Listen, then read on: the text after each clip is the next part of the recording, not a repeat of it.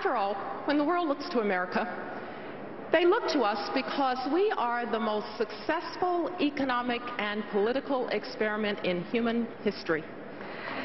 That is the true basis of American exceptionalism. You see, the essence of America, what really unites us, is not nationality or ethnicity or religion. It is an idea. And what an idea it is. That you can come from humble circumstances and you can do great things. That it does not matter where you came from, it matters where you are going.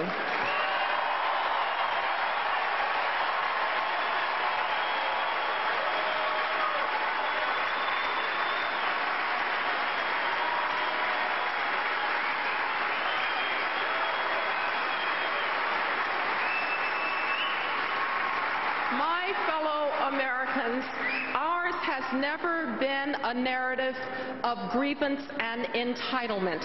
We have never believed that I am doing poorly because you are doing well. We have never been jealous of one another and never envious of each other's successes.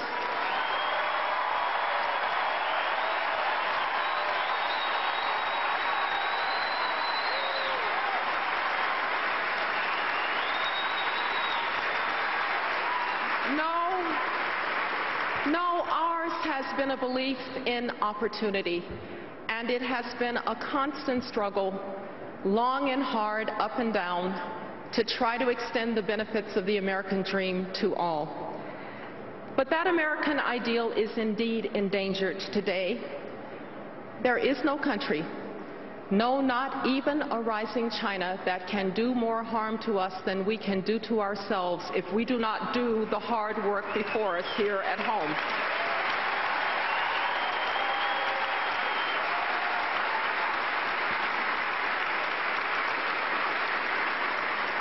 More than at any other time in history, greatness is built on mobilizing human potential and ambition. We have always done that better than any country in the world. People have come here from all over because they have believed our creed of opportunity and limitless horizons. They have come here from the world's most impoverished nations just to make a decent wage.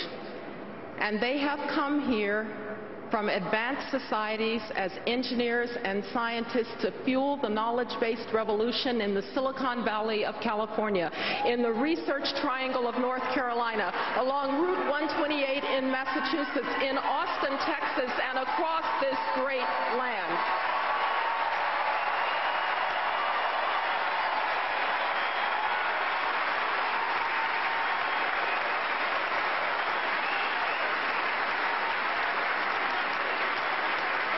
We must continue to welcome the world's most ambitious people to be a part of us. In that way, we stay young and optimistic and determined. We need immigration laws that protect our borders, meet our economic needs, and yet show that we are a compassionate nation of immigrants.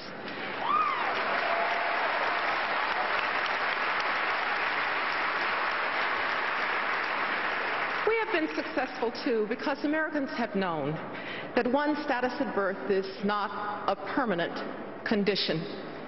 Americans have believed that you might not be able to control your circumstances, but you can control your response to your circumstances.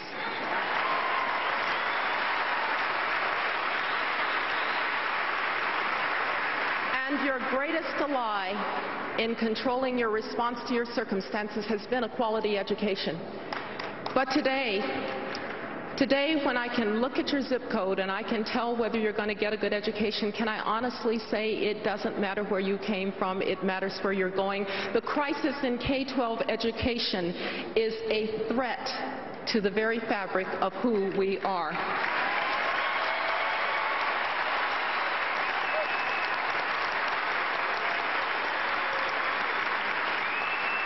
My mom was a teacher.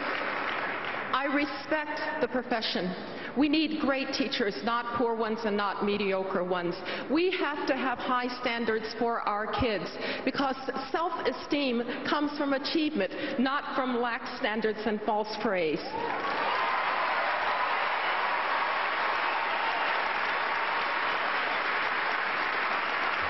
And we need to give parents greater choice, particularly poor parents whose kids, very often minorities, are trapped in failing neighborhood schools.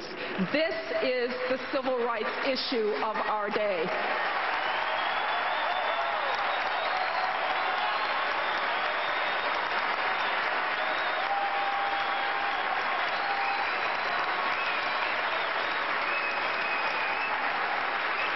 If we do anything less, we condemn generations to joblessness and hopelessness and life on the government dole. If we do anything less, we will endanger our global imperatives for competitiveness. And if we do anything less, we will tear apart the fabric of who we are and cement the turn toward entitlement and grievance. Mitt Romney and Paul Ryan will rebuild us at home, and they will help us lead abroad. They will provide an answer to the question, where does America stand? The challenge is real, and the times are hard. But America has met and overcome hard challenges before.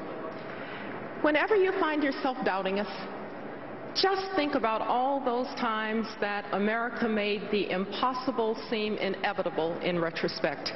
Our revolutionary founding against the greatest military power of the time, a civil war, brother against brother, hundreds of thousands dead on both sides, but we emerged a more perfect union. A second founding when impatient patriots were determined to overcome the birth defect of slavery and the scourge of segregation.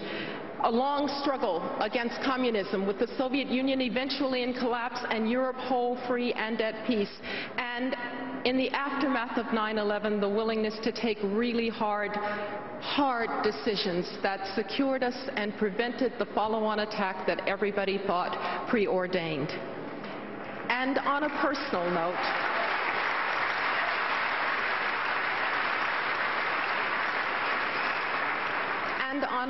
note, a little girl grows up in Jim Crow Birmingham, the segregated city of the South, where her parents can't take her to a movie theater or to a restaurant.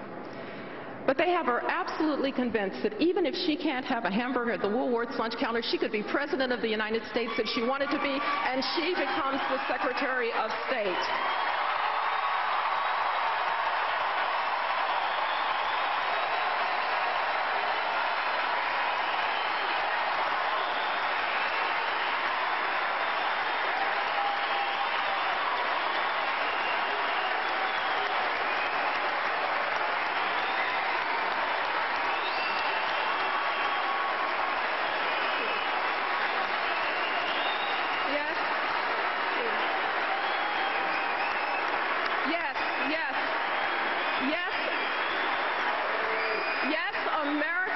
America has a way of making the impossible seem inevitable in retrospect, but we know it was never inevitable.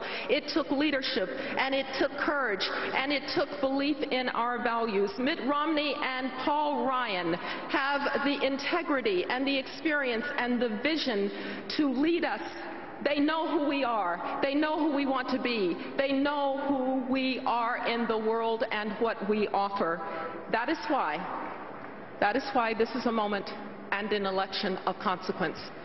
Because it just has to be that the freest and most compassionate country on the face of the earth will continue to be the most powerful and a beacon for prosperity and liberty across the world. God bless you, and God bless this extraordinary country, this exceptional country, the United States of America.